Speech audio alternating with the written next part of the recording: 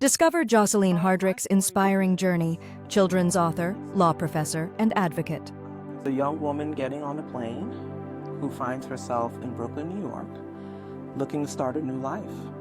She left her 3-month-old. Begins in the late 70s, actually.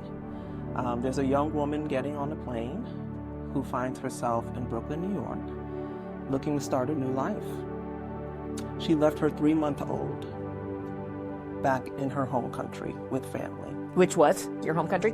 My parents' home country is Haiti. Haiti. Okay. And that young lady was my oldest sister. So then a year later, she has another child, and when she's 3 months old, she puts her on a plane by herself with another adult and also sends her to Haiti. Also, she could make a better life for her and her children. Mm-hmm. And so, fast forward a few years, my brother and I are born. Our family is reunited. My father comes. And I think about the sacrifice that my mom made Mm-hmm. so that I can have an opportunity here. Mm. And that's what drives everything I do. So when I was younger, I was watching Matlock, which is funny because there's a new Matlock. With Kathy Bates, I love the Matlock. Yeah. When I was 9 years old, I'm in this small apartment in Brooklyn, and we have like a old black and white TV. Even though it's 1989, we have a black and white TV because that's what we had. That's what. And my mom just loved like true crime shows and things like that. And we used to watch Matlock. And I said, Mom, what is that thing he's doing? What is this called, this job? I love it, right? Because he's questioning people. Mm. And I was the most curious child. I mean, I asked so many questions. One day my mom said, if you ask me one more question, I'm going to scream.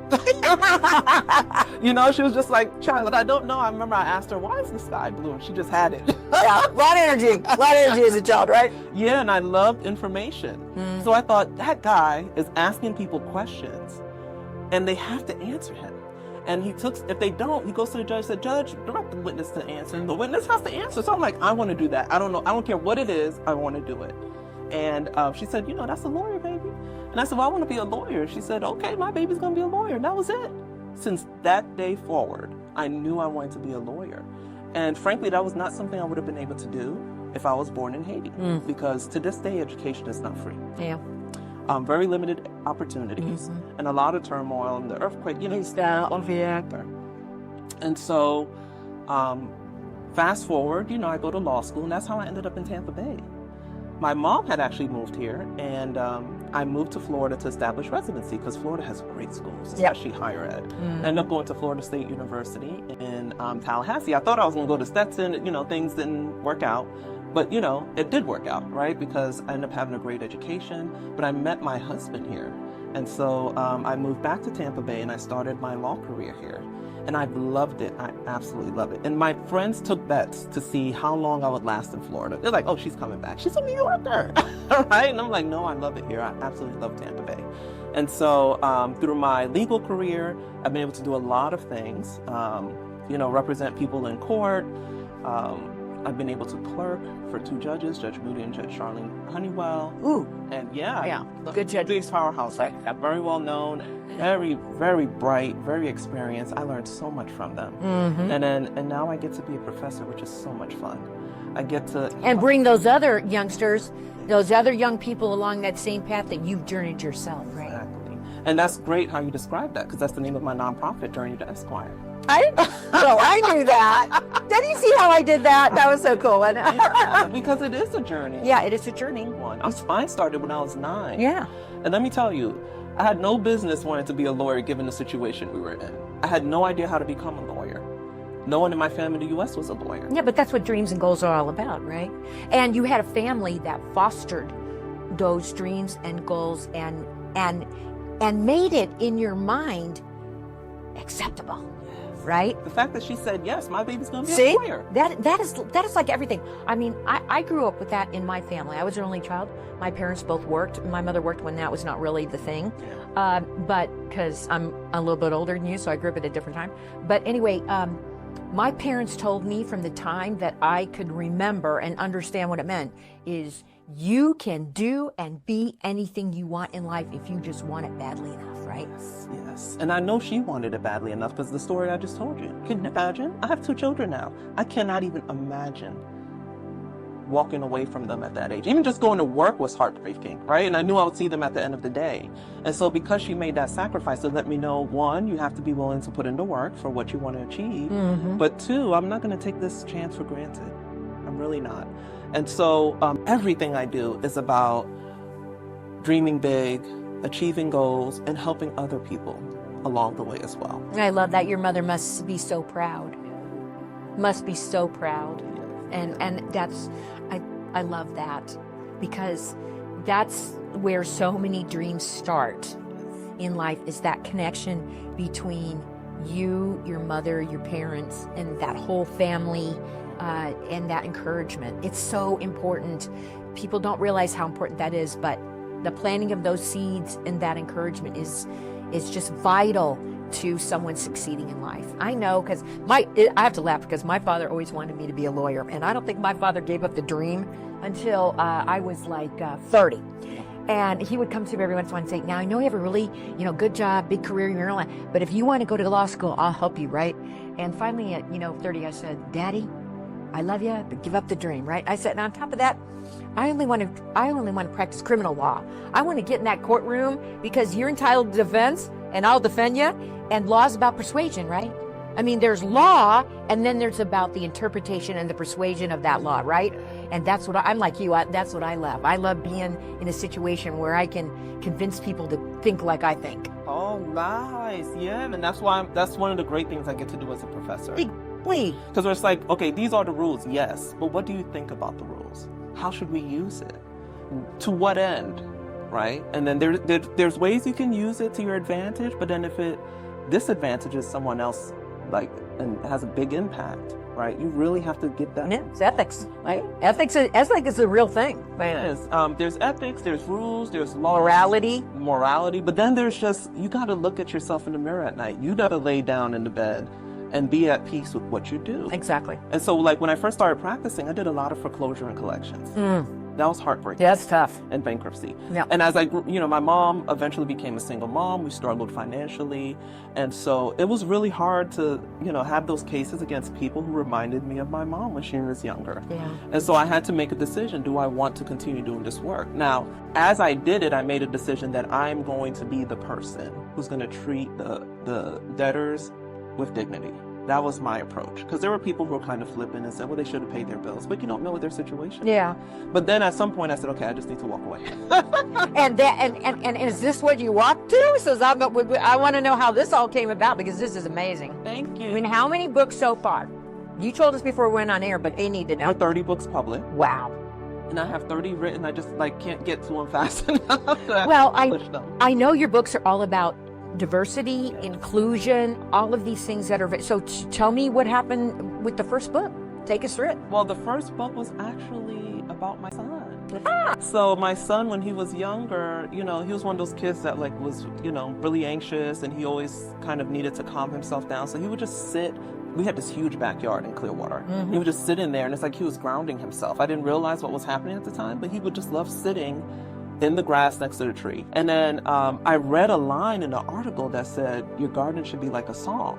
And I said, that's beautiful. Oh, that's gorgeous. So then I wrote the book, Little George's Garden Song. And it's about him sitting in the garden and all the little animals singing and the sounds that they make, and how it creates this song and is very soothing for him. And then I created a whole series out of that. And, I just made it on a computer. I printed it myself, and used Vistaprint or something. It wasn't anything fancy. But then when I showed it to people, they were so impressed. They said, you should really turn this into a book. I'm like, are you sure, really?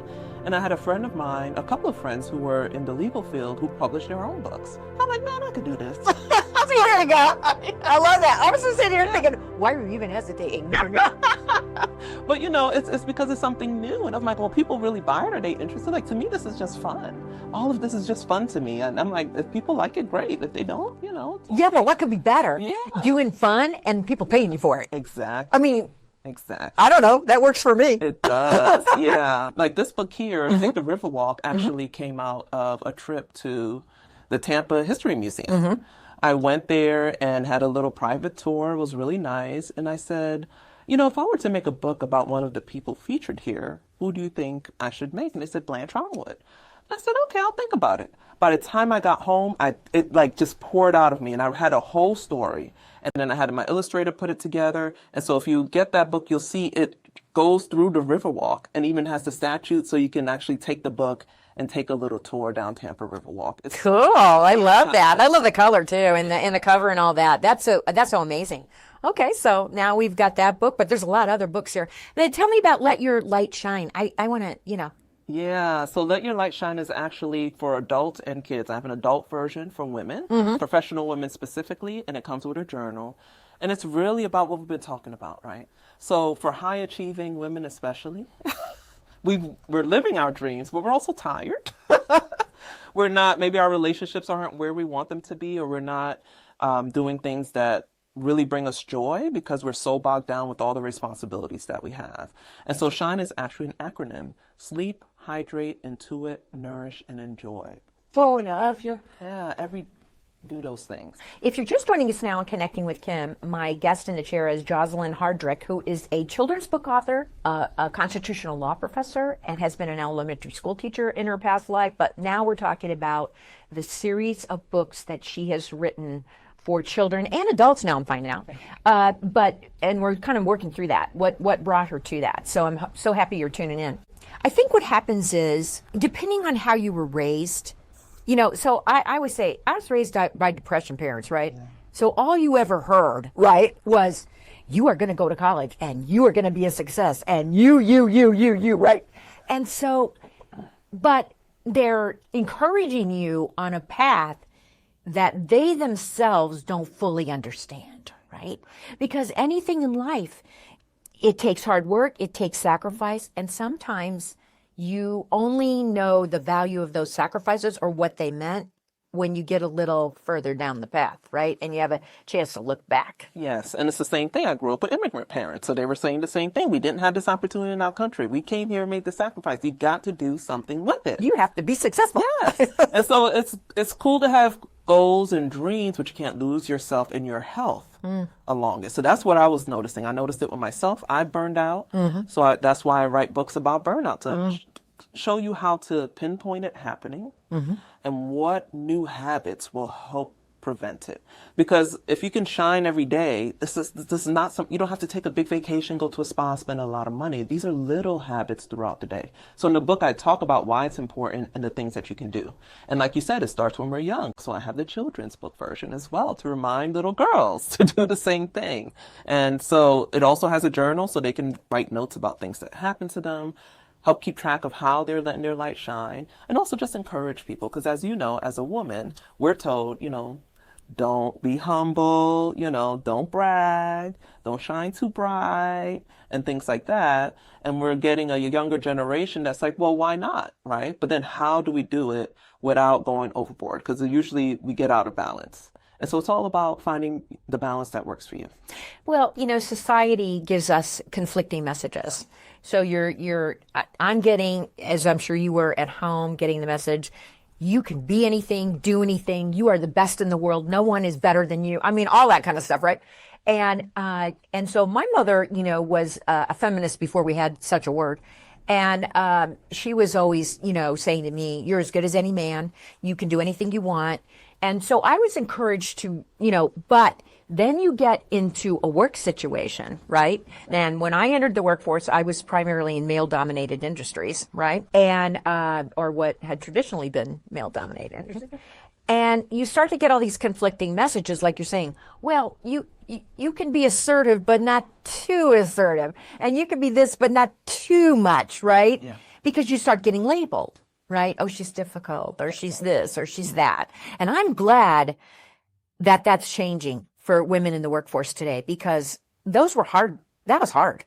It is hard. And I saw a meme on social media that said, we did a great job raising these confident women, but we didn't show the men in their lives how to deal with them. That is so, I saw that same thing on social media. And that is really true.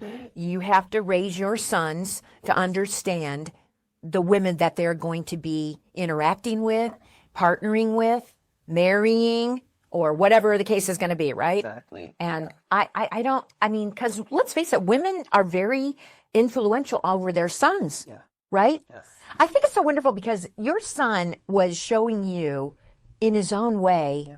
what grounding is, what we call grounding now, grounding your spirit, take that self-care. He was showing you at a very young age what that really was all about. He was. And he's co-written 5 books with me. Oh, that's so wonderful. Yeah. We have a book called The Code Whisperer. He actually has something called selective mutism. So when he gets anxious, he can't talk. Right. And but he started doing coding, which is like a different language, right? Without him having to use words. And it's really improved his anxiety and his school You mean like performance. computer coding? Like Yes, that kind of coding? computer Okay, coding, good. yeah. Well, I work for IBM, so when you say coding, that's what I'm thinking of, right? And so we wrote a book together. I said, do you want to, help other people understand what it is? He's like, yeah. And then we wrote this book. And so now we just give people the book. Every time he has a new teacher or classmates, we give them the book. I've gone to his school and read to them. And I would read to the same kids from kindergarten all the way through 4th grade. And they always remembered me. It's such a great experience. Oh, that's wonderful. And what is your son doing now, if you don't mind my asking? Yeah, he's in 5th grade. He's in virtual school now, which is working well. They actually have schools that use virtual reality and use the technology that he's really comfortable with.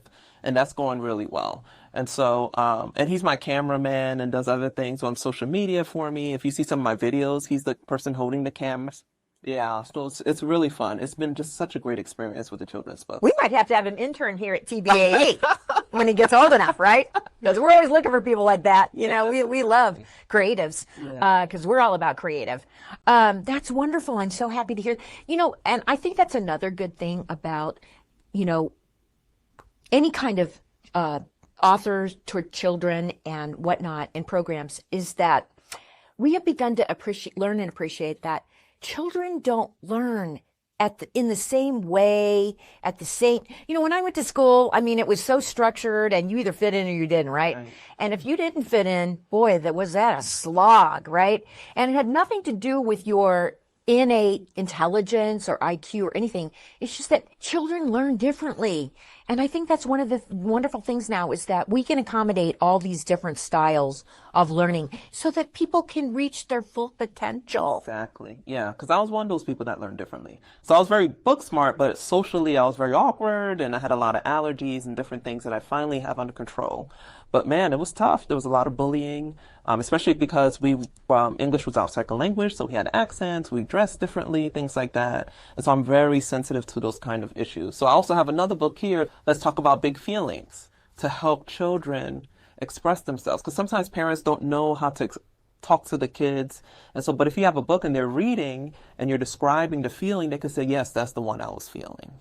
And so it has a workbook as well. Some of the books have workbooks to help with writing and spelling and math and all kinds of things. So there's lots of fun you can have with it. And it's all on Amazon, which is what makes it really accessible. Let me understand. So they go on Amazon and they order your books and they come with, do they come with audio tapes too, or are they just strictly books with the journals and the workbooks? Strictly the books on Amazon, but if you go to my YouTube channel, I do read alouds. Oh, okay. Yeah, and then especially during the pandemic, I did a lot of videos and read alouds, and sometimes I joined live Zooms and I'd read to kids like in Canada, Europe, all over the place. It was very fun. Oh, and what's your YouTube channel called? It's the same as all my other handles at JJ Hardrick, and I don't remember what I called it now. This time I got some rebranding, all the production stuff. But we can find you. You can find JJ Hardrick. We'll find you. Yeah. Well, you're here, so I want to give you an opportunity to plug, your website, your YouTube channel. Whatever you're doing to reach out to people, because it's really important. And I love what you're doing. Thank Now, you. before we went on air, you talked about I wrote a musical. I did write a Okay, we're gonna have to hear So about that's that. this here. It's called Justice and Liberty, the musical, and it's about Supreme Court cases, specifically with criminal procedure and constitutional law. Okay. So everyone knows the Miranda case, right? You have Right. the right to remain silent. Right. But who is Miranda? He has this whole thing named after him. Do we know who he is and what happened? And there's all these other cases where I was just curious about the people behind the case. As I'm teaching it to my students, I'm always kind of like, don't just read the case, like ask questions. Did they do it? And what were the circumstances? Because some of them, a lot of them were found guilty ultimately, even after a second trial. But the fact that they were brave enough to go to the Supreme Court meant that everyone's rights got expanded. And so as I was trying to remember, frankly, all the cases, because I had to teach them, I was like, what would be cool? If this was put to music, like Hamilton, right? And I said, go to ChatGPT and play around with this idea. And next thing you know, an entire musical came out of me. And so now I'm going to put it on for Law Day, which is May 1st every year.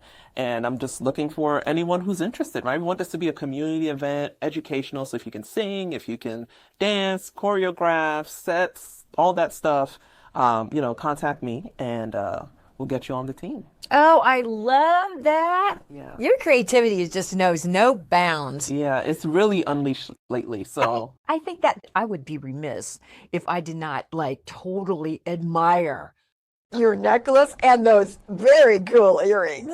So just give us the quick pitch about that, because that was an interesting story. yeah, so this is the same thing. I just was looking at the Lady Justice, symbols that I see around. I'm like, I want one that kind of looks like me, And I said, well, let me play around with some designs. And then next thing you know, I came up with a few designs and I put them on social media for fun. Like, hey, ladies, there's some lawyer groups and things like that. Which one do you like? And then everyone was like, these are awesome. I want to order it. When are you selling them? People started contacting me to sell it. I'm like, I'm not selling anything. I'm just playing around with a design. But my friend Jared Crooker does woodworking. So you go to pro-hawk.com and he will have that there. And he made these earrings for me. I know. I met him on Saturday. Yeah, and the fact that he quick reworked them for you. Yes, they're two-sided. Two-sided. Because when you're dangling, they're, flipping all over the place. And yes, but it has the actual design and the Constitution is behind her. love it. So if you look closer, you'll actually see We the People is enshrined in there. It's just wonderful. Amazing. Yeah. Well, we only have a couple of minutes left, so I promise that I like to give folks, if they have a message they want to deliver, to look in their camera, and that's your camera right there, and make your pitch.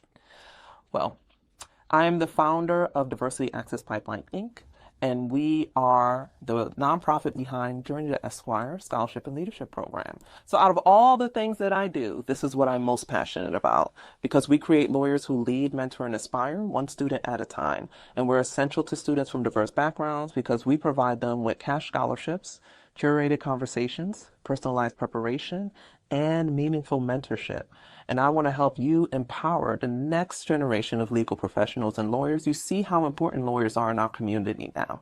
So if you want to support and join our community, you go to journeytoesquire.com. We want to help you promote that because, we need to grow and develop and be inclusive. I'm very focused on that as not only as a woman, but in the field that I'm in now.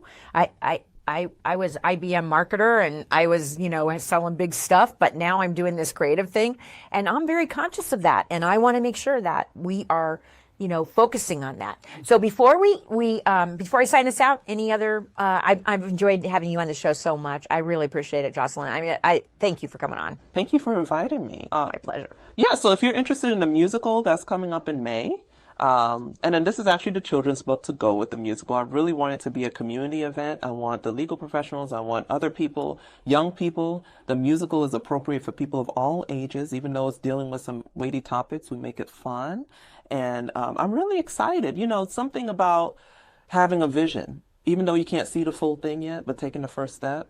I'm very excited for you. Yeah, I love it. And I want to encourage people to do that too. Okay. If there's some crazy idea you have, go ahead and try it out and see what happens. Why not? Yeah. Well, that's all we have time for today on Connecting with Kim. This has been a wonderful episode. I want to thank Joseline Hardrick for being my guest here on Connecting with Kim. You need to tune in, catch the show, learn. And I want to give a shout out to my sponsor, the Spring of Tampa Bay, for providing my on-air wardrobe for Connecting with Kim. They are just a wonderful organization. And be sure to catch us on Sun Radio, 96.3 FM, and on your favorite streaming platform. And that's all we have time for this week. So come back next week for another edition of Connecting with Kim. So long, farewell, take care.